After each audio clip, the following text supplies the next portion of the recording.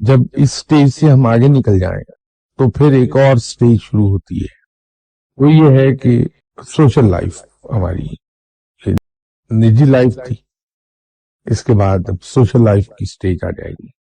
تو اس میں سب سے پہلی احتیاط اگر ہم یہ کر لیں کہ ہم کسی کا حق نہ ماریں، کسی کے حق تلفی نہ کریں، ہم کسی کے ساتھ نا انصافی نہ ہونے پائے ہمارے ہاتھوں، یہ ہم انشور کر لیں۔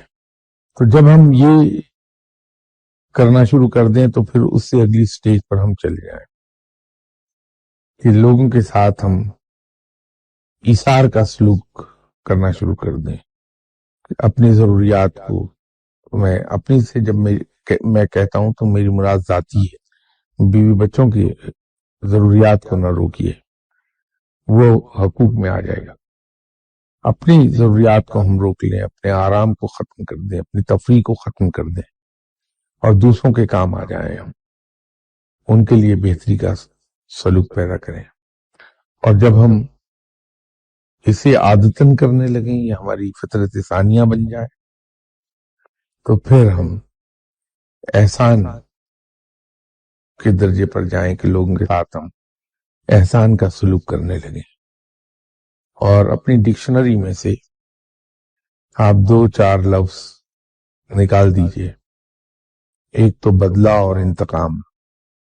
کوئی شخص کیسا ہی آپ سے برا سلوک کیوں نہ کرے، اسے تہ دل سے بغیر اس کے معافی مانگے معاف کر دیجئے، اللہ کے بہت قریب ہو جائیں گے آپ۔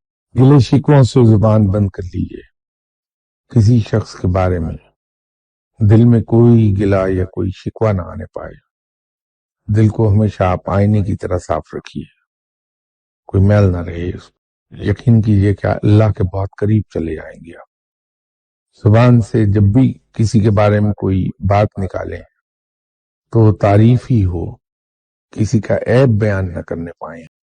تو اگر یہ ان چیزوں پہ عمل کر لیا آپ نے، چھوٹی چھوٹی چیزیں ہیں، تو دنیا بھی آپ کی ہے اور دین بھی آپ، انشاءاللہ تعالیٰ کہیں کوئی فیلئر نہیں آئے گا آپ کو زندگی میں۔ یہ کوئی زیادہ دشوار کام نہیں، اس پہ بڑی آسانی سے عمل ہو جاتا ہے، اس سے کوئی مشکل۔ تو اللہ کی قربت تو خود بخود حاصل ہو جائے گی، اللہ آپ کو اپنے قریب کر لے۔